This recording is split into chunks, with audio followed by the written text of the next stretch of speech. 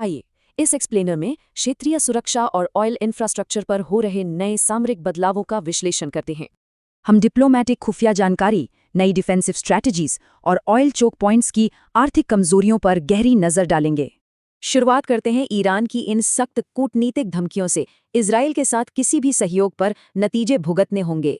लेकिन Intel reports बिल्कुल अलग कहानी बताती हैं। वॉर कोऑर्डिनेशन के लिए यूएई में लगातार हाई लेवल इजरायली दौरे हुए हैं।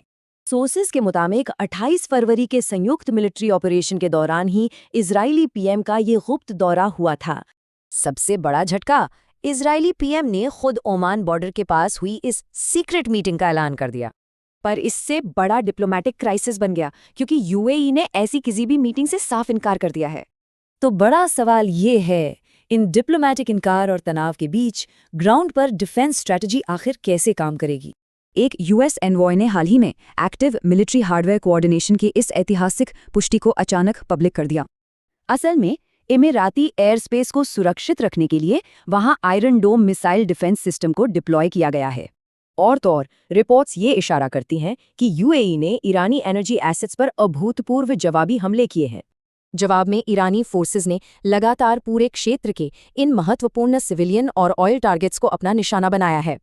लेकिन मिलिट्री बेसिस की जगह सीधे एनर्जी चोक पॉइंट्स पर हमला करने के पीछे का सामरिक तर्क आखिर क्या है?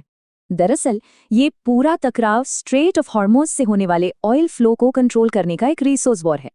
ये तुलना ईरान की अपने मिलिट्री स्ट्रैटेजी के भीतर छिपी एक बहुत बड़ी और स्पष्ट कमजोरी को सामने लाती है। हथियार अंडरग्राउंड बन सकते हैं, पर जमीन पर मौजूद ऑयल रिफाइनरीज उनके मिलिट्री फंडिंग का सबसे बड़ा कमजोर पॉइंट है। असेसमेंट के मुताबिक इन ऑयल रिफाइनरीज के तबाह होते ही पूरा मिलिट्री ऑपरेशन सिर्फ 3 दिन में दिवालिया हो जाएगा।